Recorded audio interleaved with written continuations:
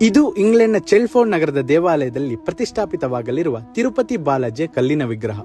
ಸುಮಾರು 71 ಇಂಚು ಎತ್ತರ ಹಾಗೂ ಸುಮಾರು 750 ಕೆಜಿಯಷ್ಟು ತೂಕ ಇರುವ ಈ ಸುಂದರ ಮೂರ್ತಿನ ಕೆತ್ತಿದವರು ಇನ್ಯಾರು ಅಲ್ಲ, ನಮ್ಮ ಭವ್ಯ ಭಾರತದ ಕನಸಾಗಿದ್ದ ಅಯೋಧ್ಯ ರಾಮ ಮಂದಿರದ ರಾಮಲಲ್ಲಾ ಮೂರ್ತಿಯ ಕರ್ತ, ನಮ್ಮ ಹೆಮ್ಮೆಯ ಶಿಲ್ಪಿ ಶ್ರೀ ಅರುಣ್ ಯೋಗಿರಾಜ್ ಅವರು. ಇವರು ನಮ್ಮ ಕರ್ನಾಟಕದವರು ಮಾತ್ರ ಅಲ್ಲ, ನಮ್ಮ ಮೈಸೂರಿನವರು ಅಂತ ಹೇಳ್ಕೊಳ್ಳಕ್ಕೆ ತುಂಬಾನೇ ಹೆಮ್ಮೆ ಇದೆ. ಇದು ನಮ್ಮ HD ಕೋಟೆ ಬಳಿ ಸಿಗುವ ವಿಶೇಷ ಕಲ್ಲಿನಿಂದ ಕೆತ್ತಿದ ಮೂರ್ತಿ. ಈ ಕಲ್ಲಿನ ವಿಶೇಷ ಅಂದ್ರೆ ಬೆಂಕಿ, ನೀರು ಅಥವಾ ಯಾವುದೇ ರಾಸಾಯನಿಕ ಕ್ರಿಯೆಗಳಿಗೂ ಪ್ರತಿಕ್ರಿಯಿಸುವುದಿಲ್ಲ. ಈ ವಿಗ್ರಹದಲ್ಲಿ ಬರುವ ಎಲ್ಲಾ ಅಂಶಗಳು ಅಂದ್ರೆ ಕಿರೀಟ, ನಾಮ, ಕರ್ಣಮಂಡಲ, ಸೊಂಟದ ಪಟ್ಟಿ, ಎದೆಹಾರ, ಉಪಗ್ರೀವ, ಕುಚ್ಚು, ಶಂಖ, ಚಕ್ರ ಎಲ್ಲವನ್ನು ಕೂಡ ಅತ್ಯಂತ ಸೂಕ್ಷ್ಮವಾಗಿ ವಿವರವಾಗಿ ಕೆತ್ತಲಾಗಿದೆ.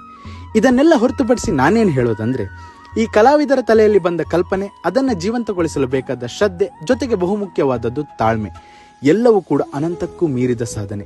ಕೌಶಲ್ಯಗಳು ಎಷ್ಟೇ ಇದ್ರೂ ತಾಳ್ಮೆ ಹಾಗೂ ಶ್ರದ್ಧೆ ಇಲ್ಲ ಅಂದ್ರೆ ಆ ಕೌಶಲ್ಯಕ್ಕೆ ಬೆಲೆನೇ ಇಲ್ಲ. ಈ ಎಲ್ಲಾ ಮೂರ್ತಿಗಳನ್ನ ನಾವೀಗ ನೋಡ್ತಾ ಇದೀವಿ ಅಂದ್ರೆ ಇದನ್ನ ಕಲಾವಿದರು ತಮ್ಮ ಕಲ್ಪನೆಯಲ್ಲಿ ಮೊದಲೇ ನೋಡಿರ್ತಾರೆ. ಅಂದ್ರೆ ಈ ದೇವರುಗಳನ್ನ ಮೊದಲು ನೋಡೋದು ಈ ಶಿಲ್ಪಿಗಳು, ಆಮೇಲೆ ನಾವೆಲ್ಲರೂ. ಇವರ ಕಲ್ಪನೆ ಹಾಗೂ ಆ ಕಲ್ಪನೆಯನ್ನು ನೈಜತೆಗೆ ತಂದು ಇತಿಹಾಸ ಸೃಷ್ಟಿಸುವ ನಿಮಗೆ ನಮ್ಮೆಲ್ಲರ ಕಡೆಯಿಂದ ಅನಂತ ವಂದನೆಗಳು. ನಮ್ಮ ಭಾರತದ ಮೂರ್ತಿ ಇಂಗ್ಲೆಂಡ್ನಲ್ಲಿ ಪ್ರತಿಷ್ಠಾಪಿತವಾಗ್ತಿದೆ ಅಂದ್ರೆ ಅದು ನಮ್ಮ ಹೆಮ್ಮೆ ವಿಚಾರ ಅಲ್ವಾ? ನಿಜಕ್ಕೂ ಇದು ಚರಿತ್ರೆ ಪುಟ ಸೇರುತ್ತೆ. ನಮ್ಮ ಭಾರತದ ಕಲೆಗಳ ವಿಚಾರ ವಿಶ್ವದಾದ್ಯಂತ ಪರಿಚಯ ಆಗುತ್ತೆ.